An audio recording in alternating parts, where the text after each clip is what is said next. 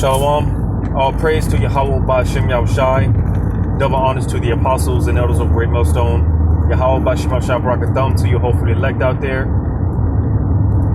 And I was meaning to do this video for a while because the brothers often talk about this and they go into this about the different examples of our forefathers and how they had that faith, they had that confidence, that the Lord was going to come through for them, without question, because you see, this is pretty much what we're being built up for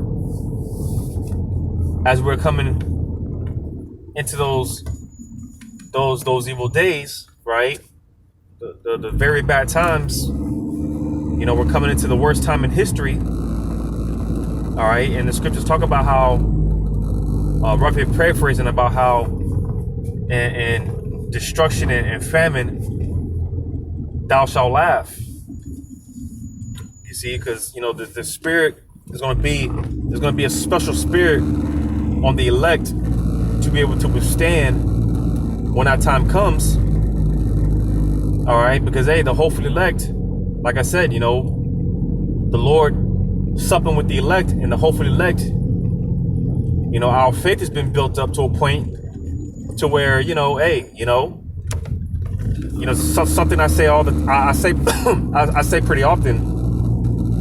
I tell people in the world, I told brothers this a few times about how, listen, man, because, listen, and I'm sure brothers feel the same way for the most part. I can't wait for the lights to go out, because when the lights go out and this society collapses, when the Lord unplugs, when he unplugs this place, man, you see, we're not gonna have to depend on his system anymore. And you see, because I have to say, man, I'd rather take my chances with Yahweh Ba'Shem Yahushai than rather than being tied down to Esau's system. You see, and if that means being on the woods, being on the run, just hoping and praying that Yahweh Ba'Shem Yahushai is gonna, feed me, protect me, whatever the case may be, then I'll take my chances with that. I'll take my chances with that because, again,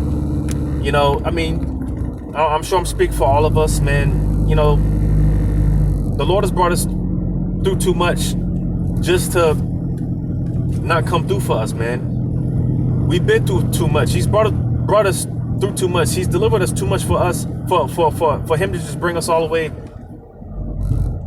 to that point to not come through. So, like I said, man, it's just the fact that our faith has been built up to the point, it's just to the point. It's just like, man, the Lord, he's going to come through, man, and we just believe. We don't know how. You see, the details, it's not meant for us to know the how, but we just know it's going to get done. All right, we just know it's going to get done because, again, going back to that confidence, that faith in Yahweh Ba'Shem Yahushai, right? So, without rambling on too much, go through some precepts now. And like I said, brothers have been talking about these things from time to time. Because, again, these examples, they were written for us to learn from, to build our faith. We're supposed to read these stories of our forefathers and take from it. Because to those that have ears to receive, these very men that we read about, we're reading about ourselves. Again, to those that have ears to receive, So 1 Samuel chapter 17, and this is one of my favorites when touching on this topic. This is one of my favorites precepts to bring out dealing with this topic. Because, hey, man, King David, he was a man after the Lord's heart. You see? So I'm going to get this in 1 Samuel 17. I'll start at verse 26. It says, because, when you had this heathen by the name of Goliath, basically he was talking shit. And Jake, they were scared because of this man's stature. When you read up, it goes into how he was a champion. Out of the armies of the Philistines, he was a champion. I'm sure he looked I'm sure his appearance, he looked like a cold-blooded killer, and here it is, he's talking all this shit. Again, it had Jake shook, you know. But what was King David's attitude? What was his mindset? 1 Samuel chapter 17, verse 25, verse 26. It says, and David spake to the men that stood by him, saying, what shall be done to the man that killed? What shall be done to the man that killeth this Philistine? And you see how, again, King David's mindset, because here it is, Jake. Everyone else was all scared and whatnot, you know. But King David's like, you see how he referred to Goliath, he referred to him as this Philistine, you know, like he's nothing. Because, hey, at the end of the day, these heathens, they are nothing. In the eyes of Yahweh Shema Shai, these nations, they are counted less than nothing to Yahweh Shema Shai. So, you know, who are these heathens, man? They only set up in power because the Lord only allowed them to be in power in the first place because of our going off, our sins and iniquities. You see? But even with that being said, even though these nations, they've been over us, Esau Edom, right now, he's ruling the earth. All right? He's nothing. You see? He's nothing, man. So reading on, it says, what shall be done to the man that killeth this Philistine and taketh away the reproach from Israel? Because again, this man was talking shit. All right? This less than nothing, he was talking shit. Right? It says, for who is this uncircumcised Philistine? And, you see how King David, his attitude, his mindset, because again, hey, everyone else was scared, but King David was like, man, who you know, who's this nigga? Right? It says that he should defy the armies of the living power. So you see, hey, one of the titles of the Lord is he's known as the Lord of hosts, the Lord of armies, man. You see? It says, and the people answered him after this manner, saying, so shall it be done to the man that killeth him. And Eliab, his eldest brother, heard when he spake unto the men, and Eliab's anger was kindled against David, and he said, why camest thou down hither? And with whom hast thou left those few sheep in the wilderness? I know thy pride and the naughtiness of thine heart, for thou art come down that thou mightest see the battle. And you see, I always say, another saying of mine, you know, it's a thing of confidence and not of cockiness. All right? Because again, hey, when it comes down to it, we're supposed to have confidence in our power, man. We're supposed to know that he's going to come through for us without a shadow of a doubt. Without a shadow of a doubt, man. We're supposed to know he's going to come through. We're supposed to expect him to come through. You see? So sometimes, you know, the confidence could be mistaken for pride. But like I said, it's a thing of confidence, not cockiness. You see? And again, you know, because, you know, none of us are 100% there as far as, you know, this is why we're still being built up and whatnot. You know, we're still going through the, you know, the trials and tribulations, and, you know, the Lord still, you know, he's still building us up. So, you know, I mean, like I said, none of us are there 100%, but, you know, it says, and David said, what have I now done? Is there not a cause? And he turned from him toward another and spake after the same manner. And the people answered him again after the former manner. And when the words were heard which David spoke, they rehearsed them before Saul, and he sent for him. So basically the point, I believe the point was made. Matter of fact, yeah, let me read on. It says, verse 32, and David said to Saul, let no man's heart fail because of him. Thy servant will go and fight with this Philistine. So you see, hey, you know, without wavering, without doubt, all right. David, he's asking, hey, who's gonna get the job done? Who's gonna fight? Who's gonna fight this less than nothing? No one wants to do it. All right, I'll do it. I'll step up to the plate. I'll man up. I'll do it. All right. It says, and Saul said to David, thou art not able to fight against this Philistine, to fight with him, for thou art but a youth, and he a man of war from his youth. So you see, no faith, man, no confidence, you know. It says, and David said unto Saul, thy servant kept his father's sheep, and there came a lion and a bear and took a lamb out of the flock, and went out, and I went out after him and smote him and delivered out his mouth. And when he arose against me, I caught him by his beard and smote him and slew him. So you see, hey, you know, basically David, he fought a lion and a bear, you know, put that joker in a headlock. You see, because hey, the Spirit of the Lord was with him. You see, so hey, when it comes to fighting this heathen, this less than nothing, hey, hey, David, he was up for the challenge because for one, he knew that the Lord was going to come through for him without question, without a shadow of a doubt. And you see, hey, the fact that again, David, he brought it up that hey, because you see, we go through our trials and tribulations, right? And looking back on it in retrospect, hey, that's the Lord. He's basically, when you look at it from a spiritual standpoint, hey, the Lord, he's showed us that, hey, I'm with you, I'm with you. So the fact that, hey, King David, he fought a lion, he fought a bear, two very ferocious creatures, right? And just speaking as a man, I'm sure there's probably many other things that, King David, he went through, right? Because again, it's a thing of being built up to be able to fight the battle. It's a thing of being built up. And again, the more and more we go through it, and the more the Lord delivers us. Like I said, man, hey, the Lord, he's letting us know that I'm with you.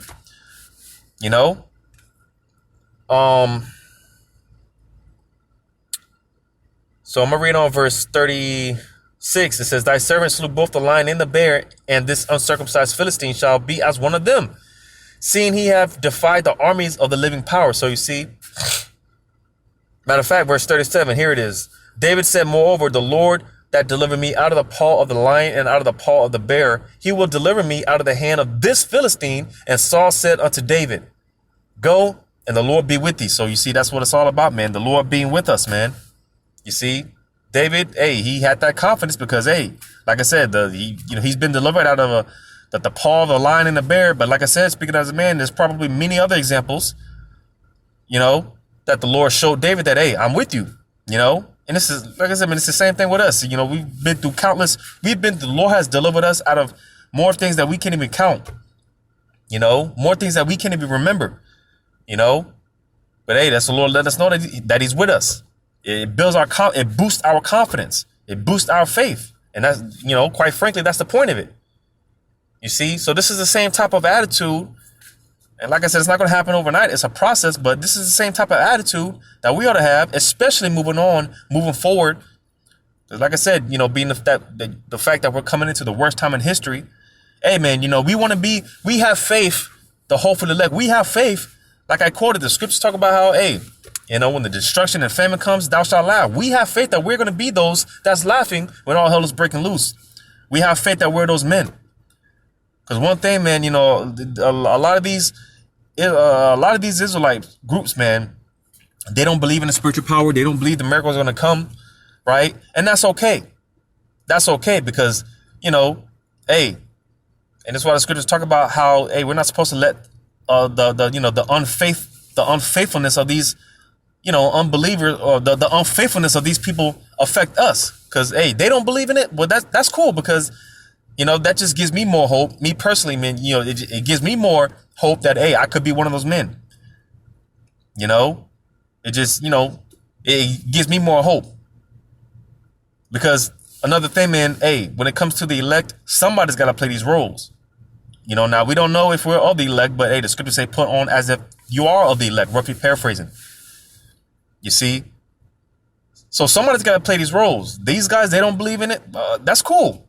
All right. Hey, that just means our chances are better on receiving these things. All right. And like I said, man, it boosts my confidence, but moving on, because again, moving forward and the fact that we're coming into the worst time in history, man. That's why the Lord has been putting us through the spiritual boot camp, and because hey, it's about to get real out here, man. And when it comes down to it, all we're gonna have is our faith. That's all we're gonna have, man. When it comes down to it, and you see, this time of Jacob's trouble, this is gonna be, the scriptures say, the hour of temptation. This is when our faith is gonna be put to the ultimate test. You see. Because the majority of these people, they're going to fail the test, man. You see, we've been given all these pop quizzes. Well, hey, we're coming into the final test. And the elect, they're going to pass the test. They're going to pass the test. So moving on to the next precept, in 1 Kings chapter 18.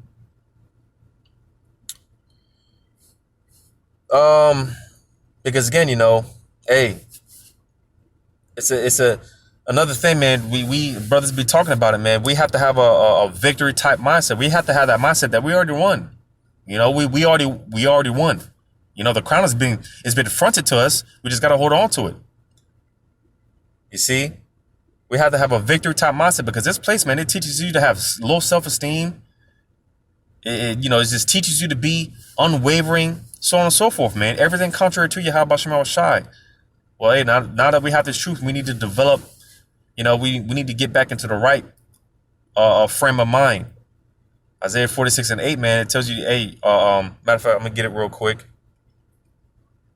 And this is what Esau is scared of. This is what he's afraid of, because we're coming back into that warrior type mindset. We're coming back into that ancient way of thinking like our forefathers did.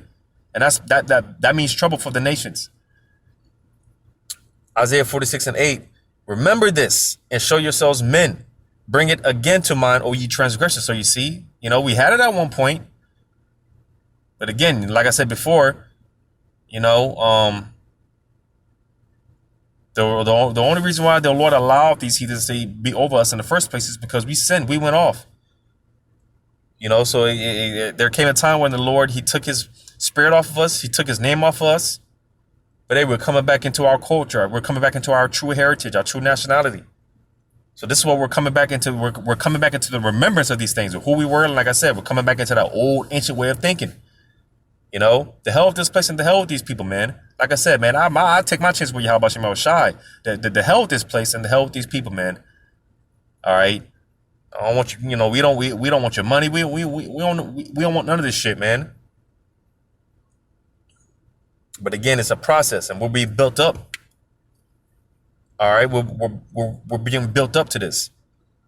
So 1 Kings chapter 18, another example of, one of our forefathers, man, they just knew that Yahweh Shema Shai was going to come through without question, without doubt. No-brainer, right? And this is the type of mindset that we ought to possess. We have to have this mindset, because without faith, it's impossible to please the Lord. It's impossible to please him, because that's what he requires, man. He requires our faith. He requires our belief. He requires us to trust in him. He requires us to have this type of confidence in him. 1 Kings chapter 18. I think I'm going to just get to the point. Going into, I think it's Elijah. Yeah, Elijah the prophet going against the false prophets of Baal, right? 1 Kings chapter 18. I'll start at verse 21. And Elijah came unto all the people and said, how long halt ye between two opinions?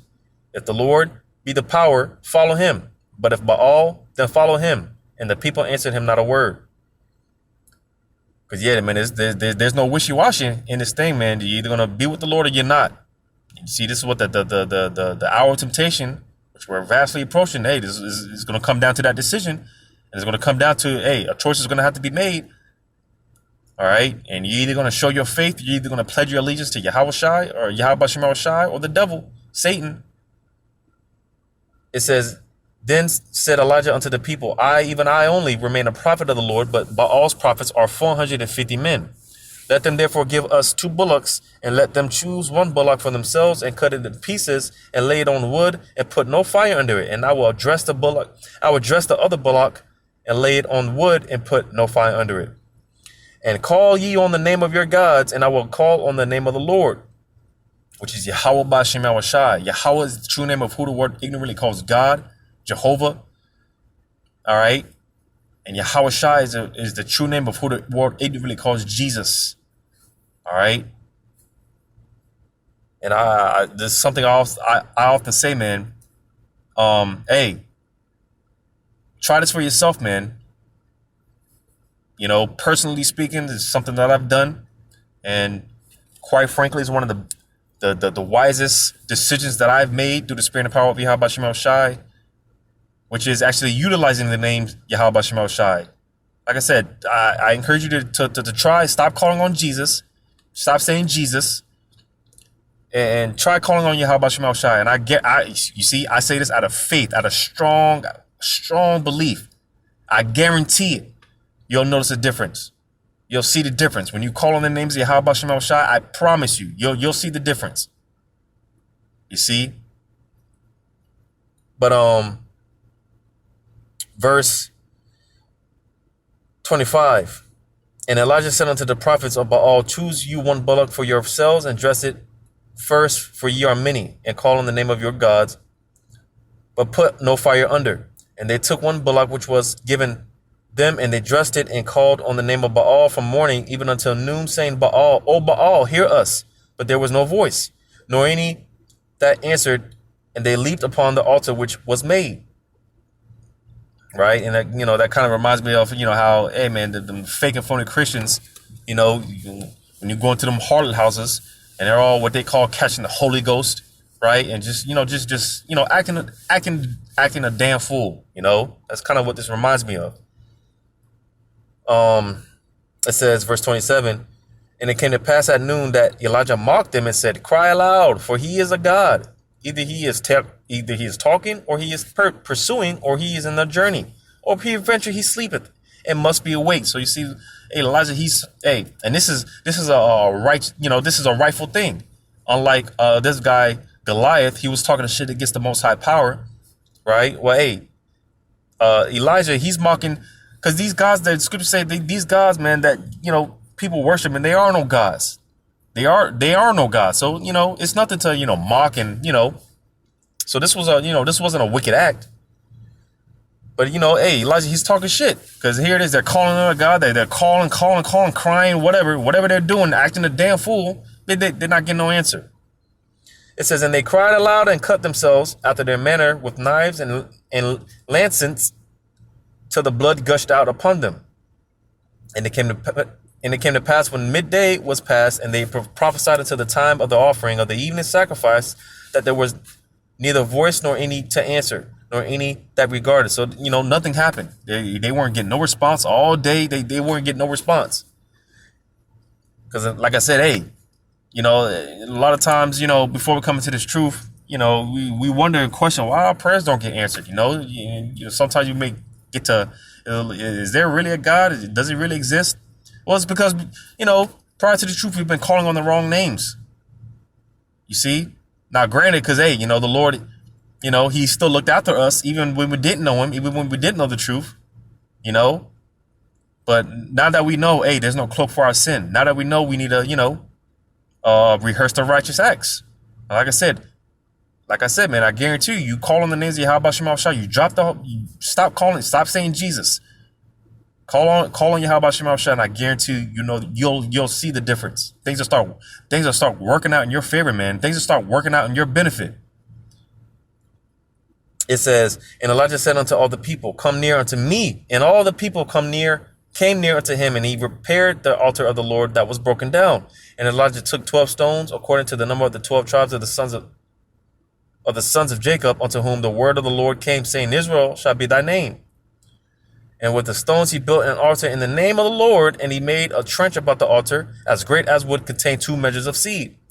And he put the wood in order, and cut the bullock in pieces, and laid him on the wood, and said, fill the 4 barrels with water, and pour it on the burnt sacrifice and on the wood.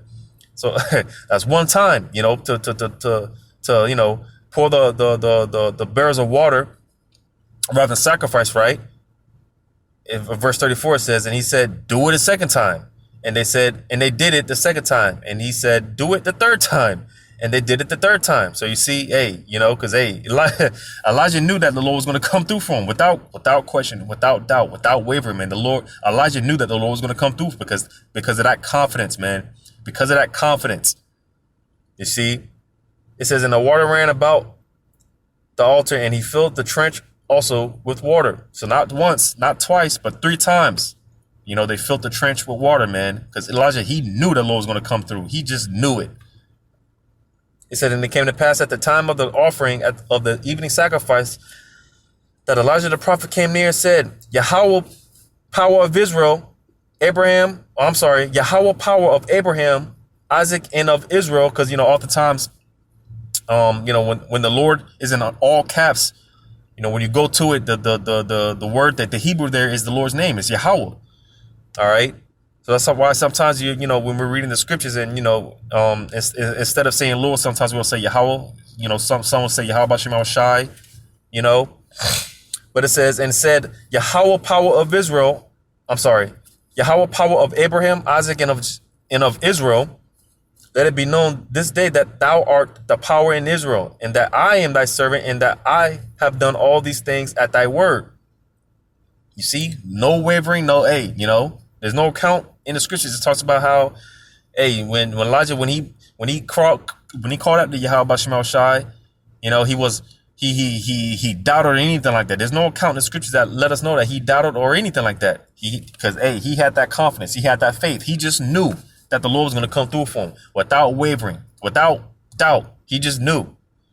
It says, hear me, O Yahweh, hear me, that this people may know that thou art Yahweh power, and that thou hast turned their heart back again. Yeah, because, at the end of the day, it's all about the glorification of Yahweh Bashim Shai.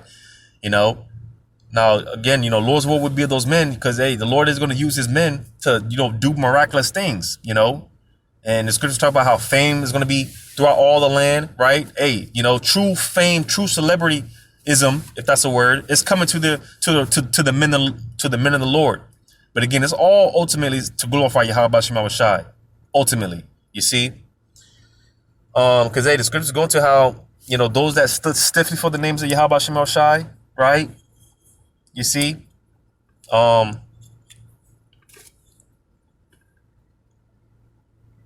so verse 37, it says, hear me, O Yahweh, hear me, that this people may know that thou art Yahweh power, and that thou hast turned their heart back again.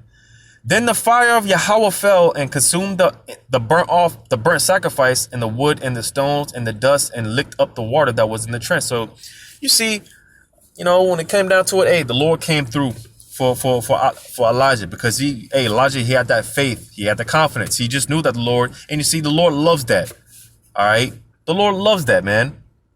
You see, and quite frankly, the scriptures go into how, when those that call on him, listen, in faith and in sincerity, that the Lord, it's like if a man, a husband that has a wife, man, and she's doing right by him, and she ain't even got to be perfect, but he sees the sincere effort that she's putting forth. Listen, man, that husband, he's not gonna, when it comes down to taking care of her and loving her and just providing for her and just coming through for her, he can't help it.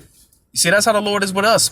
Being that we're his wife, we're his woman, because the Lord never all those that called on the Lord, the Lord never left them looking confounded. The Lord never had them looking stupid. Because like I said, man, it doesn't make sense for the Lord to, bring us up to this point. We've come too far, man. To you brothers and you sisters out there, man, that are of the elect, the hopefully elect. The Lord didn't bring us all the way this far just to leave us, man, just to leave us hanging. That's just not, for one, it doesn't make sense, and that's just not how it operates.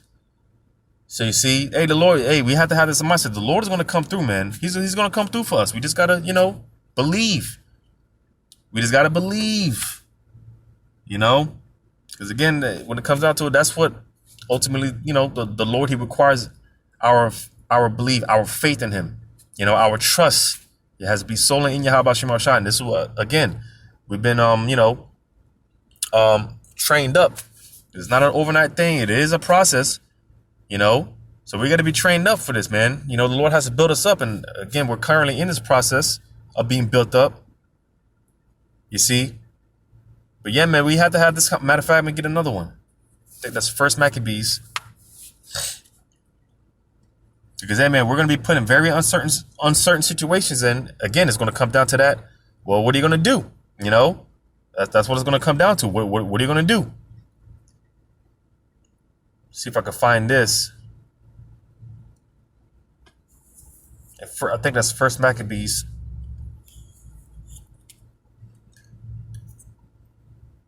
Yeah, First Maccabees chapter 2. I'm sorry. No, wait. Second Maccabees. I'm sorry. Second Maccabees chapter 15. Second Maccabees chapter 15, because I think this is another account where the heathens, just being all outright proud, man, just proud as all hell, right? And again, Jake being scared, right? Second Maccabees 15. I'll start at verse 5. It says, then said the other. Yeah, Second Maccabees 15 and 5. Then said the other, and I also am mighty upon earth, and I command to take armies, and to do the king's business. Yet he obtained not to have his wicked will done. Yeah, because, like I said, when you start at verse 1, it was basically being told that, hey, man, the Jews are supposed to keep the Sabbath, talking about basically talking about Yahweh Shema Shai. And this proud heathen, he's like, listen, I'm the Almighty, right? I'm the mighty power, basically. That's pretty much what he was saying. Verse 6, it says, so Nicanor, in exceeding pride and haughtiness, determined to set up a public monument of his over his victory over Judas and them that were with him. But Maccabeus had ever sure confidence that the Lord would help him. So you see that confidence.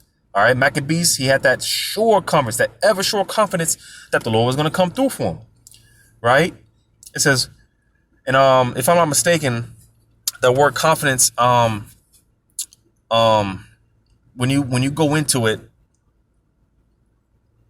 I think it goes into con going into with or together, and then I think it's fidel, fade or fadir, which basically, like I said, when you go into it, it goes into to trust, to confide, somewhere along that line, right? So that confidence, right? Where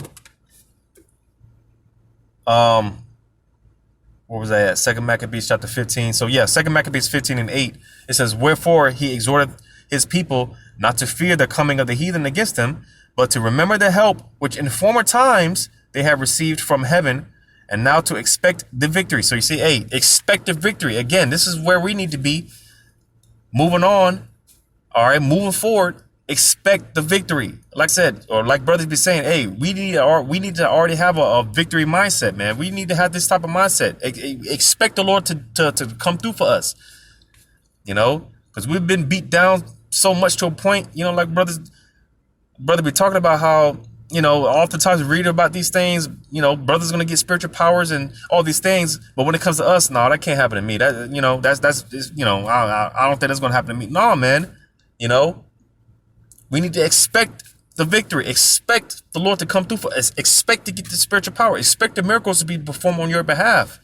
We need to expect these things, man. Expect the Lord to come through for us. That's that confidence, that faith, man, that without wavering, that would, without question, hey, the Lord's going to come through. Like I said before, as far as the how, it's not, we don't need to know. We just need to know the Lord's going to provide. The Lord's going to come through. Because I used the example before about how, for those of us that have children, hey, for those of us that are parents, hey, we got kids, man.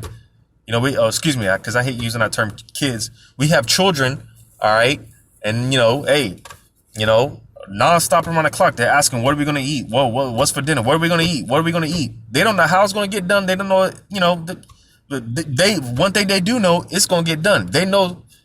Mom and dad is going to provide food for them. That for sure, without a shadow of a doubt, they know that's going to, mom and dad is going to come through for them. And when the children, when they ask, what's for dinner, there's no doubt. It's just, automatic. Hey, mom and pop, they're gonna give us food. They don't ask questions or how it's gonna. They just know it's gonna be provided. That's the same attitude that we need to have in our power. We don't need to know the how. We just need to know it's going to happen. The Lord's going to make it happen. You see, so this is the expectation. Expect the victory. So reading on, it says, expect the victory and aid which should come unto them from the Almighty. And when you read on down, it goes into how, going through the different examples of how, again, the Lord came through for our forefathers, right? Because again, these things were written for us to learn from. Hey, the Lord came through for, these men, right? These men of old. How much more now? How much more now? You see? So this is the attitude that we need to have, man. Moving on, moving forward, that confidence, that with faith, because that's basically what the word, like I said, that's basically what it goes into. It goes into with faith, So yeah, man, expect the victory. Expect the Lord to come through without doubt, without wavering. So to whom this may concern, I hope and pray that this was edifying. All praises to Yahweh Bashem Yahushai. Double honors to the apostles and elders of Great Millstone. Yahweh Bashem Yahushai Brakathum. To you hopeful elect out there, may the blessing of election be upon you and your houses. Until next time, Lord's will, shalom.